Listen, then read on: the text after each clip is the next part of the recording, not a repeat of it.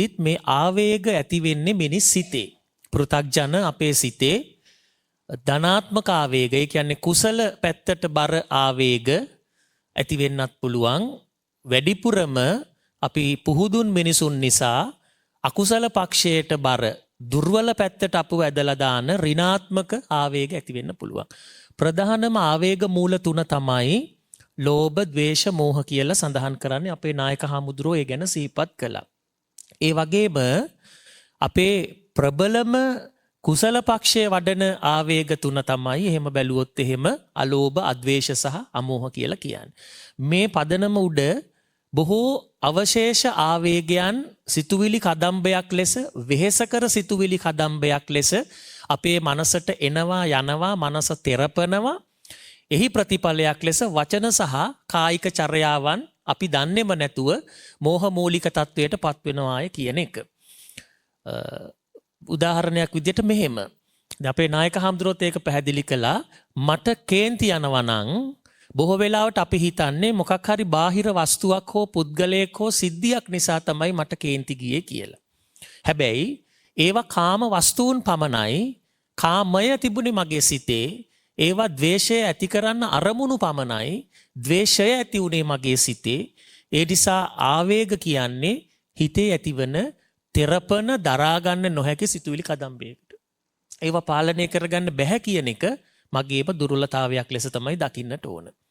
දැන් මේ බටහිර ක්‍රමයට බුද්ධ ධර්මයේ පදනම් කරගෙන ඒගොල්ලෝ විග්‍රහ කරන දෙයක් තියෙනවා චිත්තාවේගීය බුද්ධිය කියලා සංකල්පයක්. emotional intelligence කියලා. ඒ කියන්නේ පෘථග්ජන අපට එන ආවේග එකපාර ක්‍රියාකාරී තත්වයට පත් නොවි තව පෙරණයකට දාලා පෙරලා බුද්ධියෙන් විමසා බලා, ප්‍රඥාවෙන් විමසා බලා ඒවා ක්‍රියාකාරී තත්වයට ගේන්නයි කියලා. මොකද ප්‍රශ්නේ වෙන්නේ කේන්තියට වඩා කේන්තියෙන් ඉඳන් දක්වන ප්‍රතිචාරය. දැන් මේ අම්මලා නිකන් කල්පනා කරන්නකෝ කේන්ති ගිහිපු වෙලාවක තේ එකක් හැදුවොත් කොහොමද කියලා. රස නැහනේ. අර කිව්වා වගේ බල්ලෙකුටවත් බොන්න බෑ. කේන්තියෙන් ඉඳගෙන කෑම හැදුවොත් එහෙම ඒ කෑම වලට මොනවා හරි එක්ක අඩුයි එක්ක වැඩි රස නැහැ. කේන්තියෙන් ඉඳගෙන රෙදි සේදුවොත් එහෙම කුණු ගිහිල්ලා නැහැ, නැත්නම් රෙදි ඉරෙන්නත් පුළුවන් නේ. කේන්තියෙන් ඉඳගෙන වාහනයක් ඩ්‍රයිව් කළොත් ඇක්සිඩන්ට් වෙන්න පුළුවන්. ජීවිත ගණනාවක් නැති වෙන්න පුළුවන්. කේන්තිය විතරක් නෙමෙයි කලබලෙන් ඉඳගෙන මේ ඕනෑම ආවේගයක් එක්ක වැඩ කරොත් තමයි ප්‍රශ්නේ.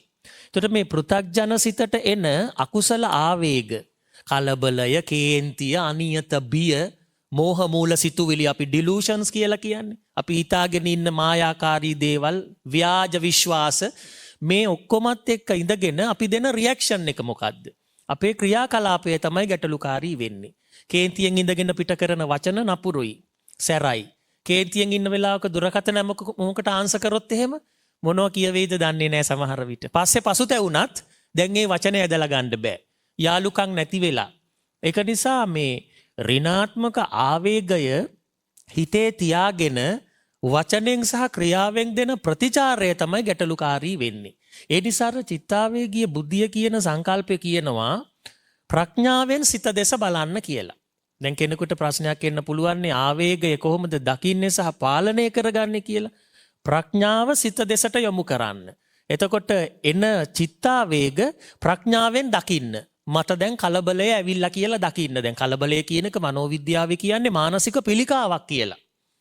ඒක සයිකොලොජිකල් කැන්සර් එකක් හා සමානයි අපේ හාමුදුරනේ. මොකවත් කරගන්න බෑ අනවශ්‍ය කලබලය නිසා. ධර්මය පේන්නේ නැහැ, හරි වැරද්ද පේන්නේ නැහැ. මොකද කලබලය ඇතුලේ තියෙන්නේ මෝහය. ඒ නිසානේ මං කලබල වෙලා තියෙන්නේ, කලබල නොවිය යුතු තැනකදීත්. ඒක නිසා අවසානයේ මට මාව පේන්නේ නැති තත්වයට එනවා ප්‍රඥාවෙන් සිත දෙස නොබැලුවොත් එහෙම. සතිමත් භාවය කියන්නේ ඕකනේ, මයින්ඩ්ෆුල්නස්. සමහරු කියන සතිමත් භාවය කියන්නේ මේ මොහොතේ ජීවත් වෙන එක. කරන වැඩේට සිත යොමන එක. ඒකත් හරි. ඒක ඊළඟ අවස්ථාව තමයි ප්‍රඥාව මෙහෙවා සිත දෙස බලන එක. දැන් ඕක තමයි පදනම් කරගන්නේ අර බටහිර උදවිය චිත්තාවේගීය බුද්ධිය පැහැදිලි කරන්න. මම කලබල වෙලා ඉන්නේ කියන එක මම ප්‍රඥාවෙන් දකිනවා. මට කේන්ති ගිහිල්ලා ඉන්නේ කියන එක ප්‍රඥාවෙන් දකිනවා. මම බය වෙලා ඉන්නේ කියන එක ප්‍රඥාවෙන් දකිනවා. එහෙම නැත්නම් මම ඇලිලා වැඩි ඇබ්බැහි වෙලා යම් දෙයකට, යම් පුද්ගලයෙකුට, යම් සිද්ධියකට, වස්තුවකට කියලා ප්‍රඥාවෙන් දකිනවා. ඒ දැකීම තුලම අර ඇතිවෙච්ච ආවේග තුනී කරගන්න, සමනය කරගන්න අවශ්‍ය ශක්තිය, අදිෂ්ඨානය මට ලැබෙනවා කියලා. ඒක නිසා මේක සබ්බාසව සූත්‍රයේත් සඳහන් වෙන ධර්මපර්යායක්. ක්‍රම ගණනාවක් සඳහන් වෙනවනේ අකුසල මූල නැති කර ගැනීම සඳහා, ආශ්‍රව ක්ෂය කර ගැනීම සඳහා. එතකොට එකක් මම මේ කිව්වේ ඒකම තමයි අර බටහිර අය පාවිච්චි කරලා තියෙන මනෝවිද්‍යාවේ. දැන් අපේ හාමුදුරනේ පහුගිය කාලේ අපි සියලු දෙනාට මෙතන ඉන්න මේ සහෘද සිල්වතුන් අම්මලා තාත්තලා හැමෝම දැක්ක හැම සතියකටම එකක් දෙකක් තුනක් දැවැන්ත රියානතුරු ඒක නිසා අහිමි වෙන ජීවිත හරිම සංවේගයට පත්වෙන අවස්ථා. ඒ නිසා කියනවා පාර දිහා බැලුවහම රටක විනය බලා ගන්න පුළුවන් කියලා. එහෙම කියමනක් තියෙනවා. පාරෙන් රටේ විනය පේනවයි කියලා. පාරේ යනකොට අපි සිහිපත් කරන්න ඕන දෙයක් තියෙනවනේ. මොකද්ද? පාරේදි පරදින්න ගෙදරදි දිනන්න කියලා කියමනක් තියෙනවා. මට මේ ටික කියන්න හිතුනේ නිදසුණක් හැටියට මේ පහුගිය දවස්වල අපි දැකපු සිද්ධිත් එක්ක. ගෙදරදි දිනන්න ඕන නම් පාරේදි පරදින්න. සමහර අය පාරේදී පරදින්න කැමති නෑ. වාහනයක් ඕවර්ටේක් කළත් කේන්ති යනවා. එයා කොහොමද මාව ඕවර්ටේක් කරන්නේ කියලා. ඒ කියන්නේ මානය. ඒ මානය නැමැති ආවේගය, මමත්වය, ඒකෙන් එන කෝපයත් එක්ක තමයි එතනින් එහා ටික යන්නේ.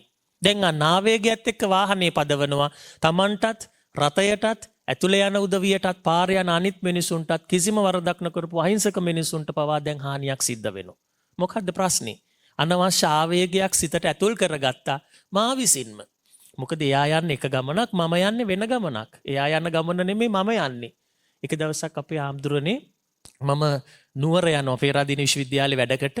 යනකොට එක වාහනයක් මට ඉස්සර කරනවා, ආයි ස්ලෝ වෙනවා, ආයි ඉස්සර කරනවා, වෙට්ටු දානවා, නිකන් මේ අරියාදුවට වගේ යනවා. ඉතින් මම කල්පනා කරා එයා කොහේ යනවද මම දන්නේ නැහැ. මම නම් යන්නේ පේරාදීනී දේශනයක් කරන්න. අපි දෙන්න එකම පාරේ ගියාට යන්නේ ගමන් දෙකක්. ඒක තේරුම් ගත යුතුයි. එකම පාරේ යන හැමෝම එකම ඉලක්කයකට නෙමෙයි යන්නේ. ඉලක්ක ගණනාවකට යන උදවිය එකම පාරේ ගිහිල්ලා තියෙනවා. එයා යන්නේ වෙන ගමනක්, මම යන්නේ වෙන ගමනක්. එයාට ඕන විදිහට පාරේ රවුම් ගගහ යන්න ඇරලා මම ටික ටික ස්ලෝ වෙලා මගේ වාහනේ ඈත් කරගත්තා මේ පිස්සෙක් වගේ යන කෙනාගේ.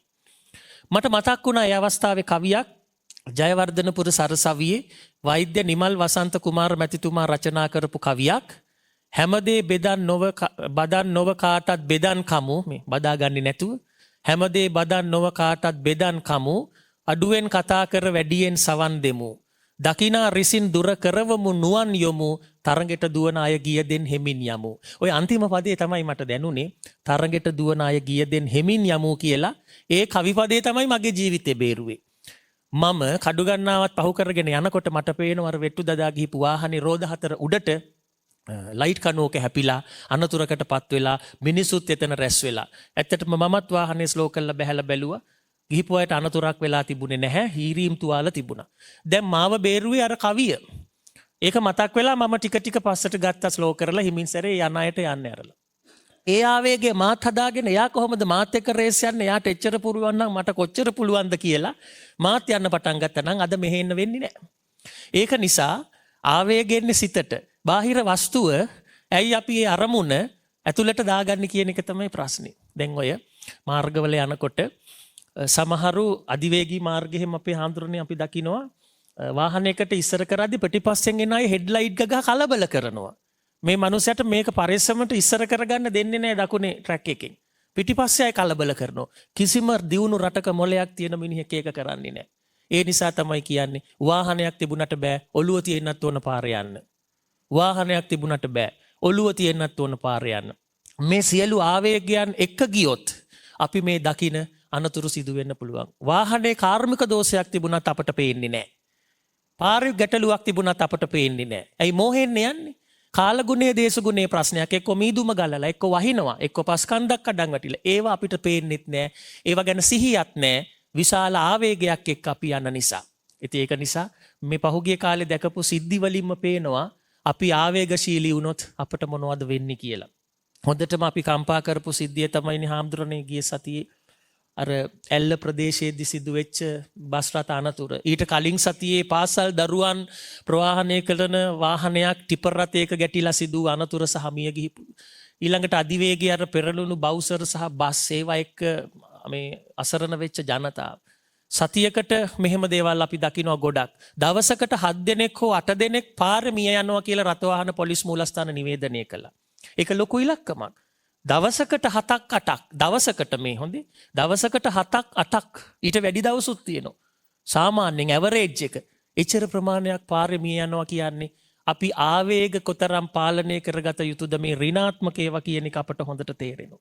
අර ඇල්ලේ අනුතර පිළිබඳව මම අර කලිනුත් කිව්වා වගේ ගෙදරදි දිනන්න නම් පාරේදී පරදින්න කියලා මගේ ළඟ තව කවියක් තියෙනවා මං හඳුරන්නේ ඒකත් කියන්නම්.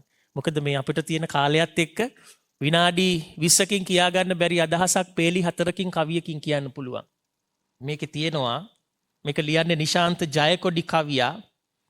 දරාගෙන සිය දෑත මත මහ හුඟක් ජීවිත රැගෙන ගමනේ තියාගෙන සිහි නුවණ යා යුතු බවක් මොහොතක් නැතිද දැනුනේ. ලියා තිබුණත් රටක නීතිය එයට අවනත ඇයිද නොවුනේ. සතර මහ දෙවිවරුන් හටවත් නැද්ද මේ මහ විපත පෙනුනේ. මේ අර නැතිවෙච්ච ජීවිත ගැන කියන්නේ. පැතුම් දහසක් තුරුළු කරගෙන හදවතේ නොපෙනෙන්න හංගා යන්න ඇති උන් හුස්ම පොද එක මිටට මුළුවා තලේ නංවා. ඒ මිය ගිහිපු මිනිස්සු බස් එක වට 10ක් විතර පල්ලවට පෙරලි යනකොට දැනිච්ච හැඟීම වැරදුනේ කොයි කාට කොහොමද හිතා ගන්නට බැරිම හින්දා ඇල්ල කඳු හෙල අදත් අඬනවා වෙච්ච වරදට සමා ඉල්ලා. ඒ නිසා අවසානයේ පසුතැවෙනවට වැඩිය අපි හැමෝම තම ප්‍රමාණයෙන් අකුසල ආවේග පාලනය කරගන්නට වෙර වඩන එක ඉතා වැදගත්. සමහරු කියනවා ඒක ෂණික කෝපය කියලා. ඉතින් මං අහන ප්‍රශ්නේ එහෙනම් ෂණික මෛත්‍රිය එන්න බැරිද කියලා. ෂණික කෝපය එනවා නම් ඇයි ෂණික මෛත්‍රිය ප්‍රැක්ටිස් කරන්න බැරි පුළුවන්නේ? ඒක ෂණික ආවේගයක් නම් අකුසල පක්ෂයට ආපු සිත දියුණු කළොත් ප්‍රඥාවෙන් සිත දෙස බැලුවොත් ෂණික කෝපය කපන්න ෂණික මෛත්‍රිය වර්ධනය කරන්න පුළුවන්. එහෙමනේ ද්වේෂ චරිතයට බුදුන් වහන්සේ නිර්දේශ කළේ මෛත්‍රී භාවනාව. ඇලෙන තැනදී අසුභ භාවනාව නිර්දේශ කෙරුවේ. ඒ නිසා ෂණික කෝපය කියන එක ධර්මයේ දන්න කෙනෙක් නම් ඒක එච්චර ගණන් ගන්න දෙයක් නෙමෙයි. එහෙනම් ෂණික මෛත්‍රිය තියෙන්නට ඕන. ප්‍රශ්නේ තිබිලා තියෙන්නේ ලෝකයේ නෙමෙයි මගේ සිතේ සිතුවිලි වල තිබිච්ච දුර්වලතාවය.